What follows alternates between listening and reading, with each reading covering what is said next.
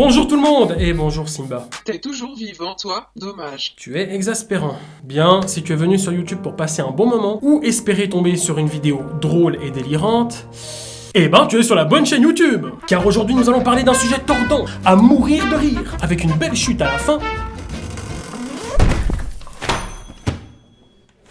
Mesdames et messieurs, je vous présente donc le suicide.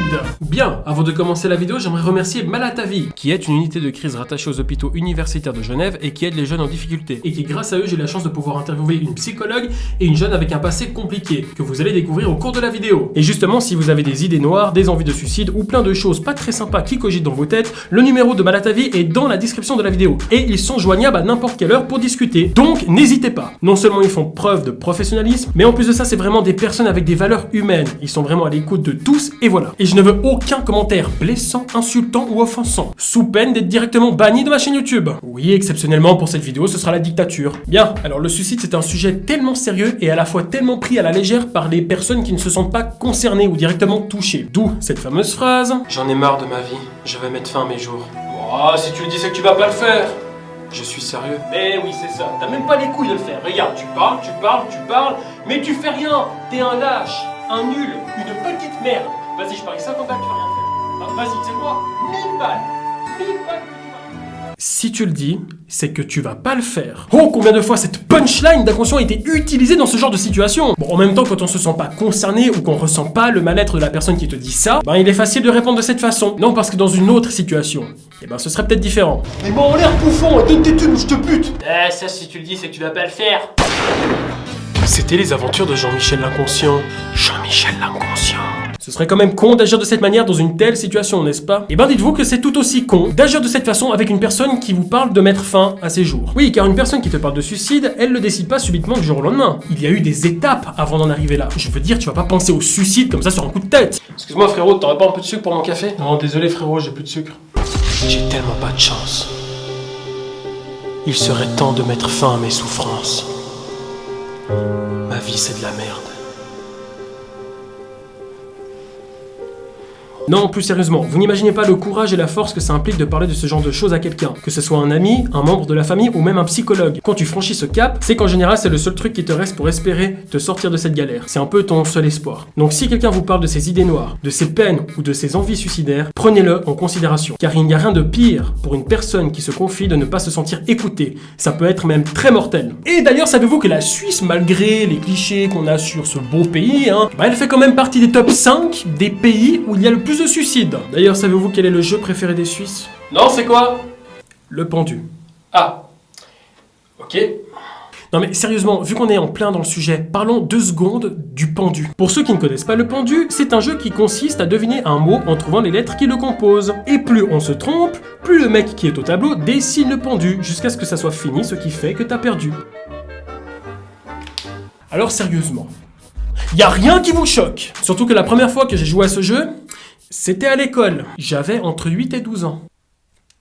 Que dire? Mis à part le fait qu'il est considéré comme un jeu éducatif, il y a plusieurs thèmes amusants et sympas comme pendu sur la Saint-Valentin, pendu sur les mamans, pendu sur les papas, pendu sur la maison, pendu sur Noël, pendu sur les animaux, pendu sur l'école. Bordel, ils auraient dû rajouter même pendu dans la salle de bain, pendu chez mémé, pendu par les couilles. Je sais pas, ils auraient pu mettre autre chose, genre, je sais pas moi, au lieu de mettre le jeu du pendu, ils auraient dû faire le jeu de la pendule.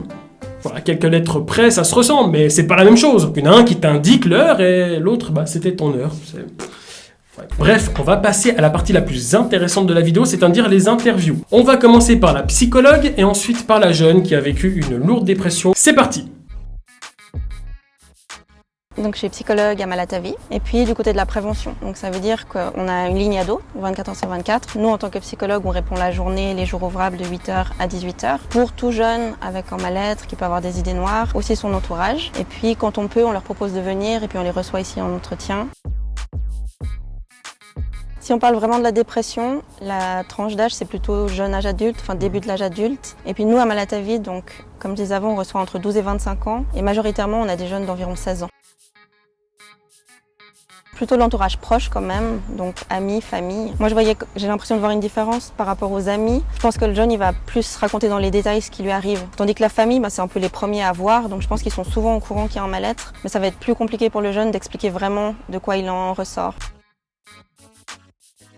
C'est vrai que par rapport à l'écoute justement, c'est aussi quelque chose auquel je pense qu'il faut faire attention. Des fois un jeune quand il va se confier, certains auront tendance pour essayer de l'aider, de lui dire ah mais t'inquiète, c'est pas si grave, moi aussi j'ai vécu ça, ou t'as toute la vie devant toi. Et puis c'est vrai que dans ces cas-là, je pense que le jeune va pas se sentir vraiment écouté. Et ça sert pas forcément à grand chose d'essayer d'argumenter et puis de trouver tout de suite des solutions.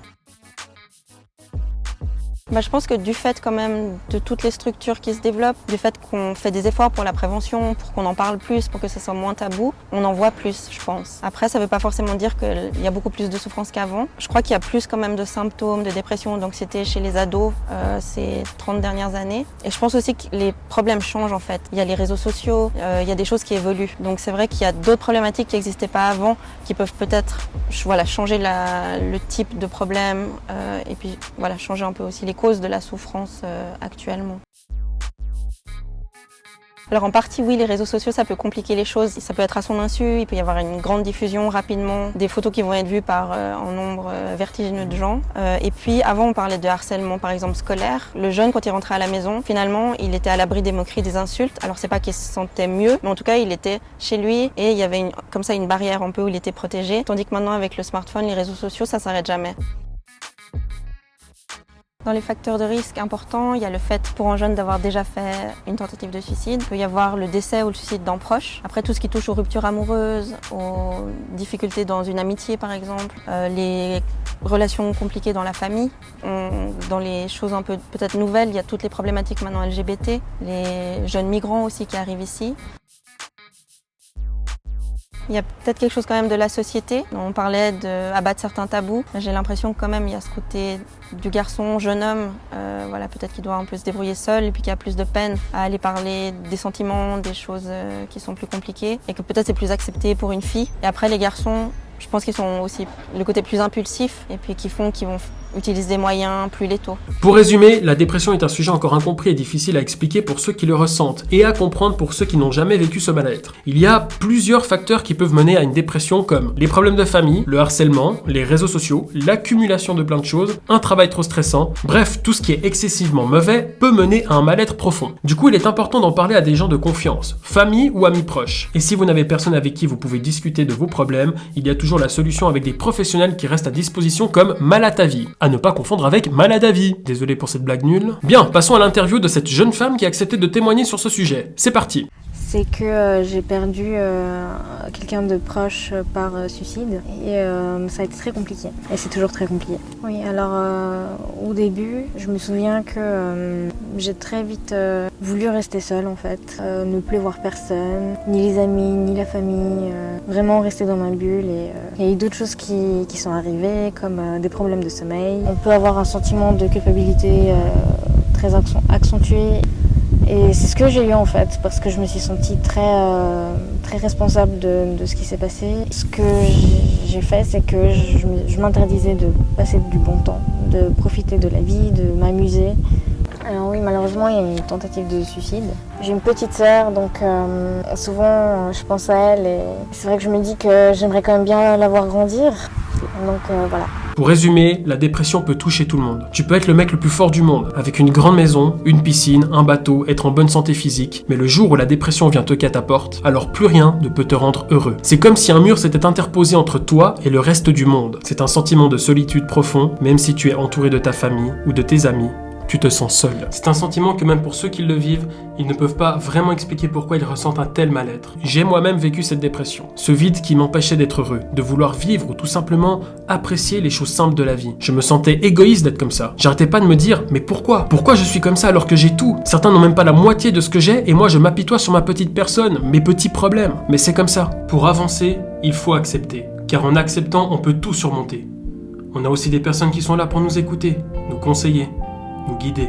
Et même si c'est dur, même si c'est impossible à tes yeux, tu n'es pas seul. Beaucoup de gens sont passés par là, beaucoup ont péri, beaucoup ont guéri. Quoi qu'il en soit, le monde lui continue d'avancer. Mais si tu arrives à vaincre ce mal-être, alors tu seras beaucoup plus fort, tu auras changé. Tu verras peut-être la vie différemment et sûrement que tu apprécieras encore plus les choses simples de la vie. Quoi qu'il en soit, c'est difficile. C'est même très difficile. Mais rien n'est facile dans la vie. Si tout était simple, alors on n'aurait plus rien à faire. Accepter, c'est avancer. Même si je sais que parfois, il faut du temps avant d'accepter les choses. Voilà, à part ça, je vous dis à très bientôt pour de nouvelles vidéos, des vidéos quand même un peu plus marrantes, hein, si j'ose dire. Et voilà, courage à vous, grande force à vous, bisous, ciao.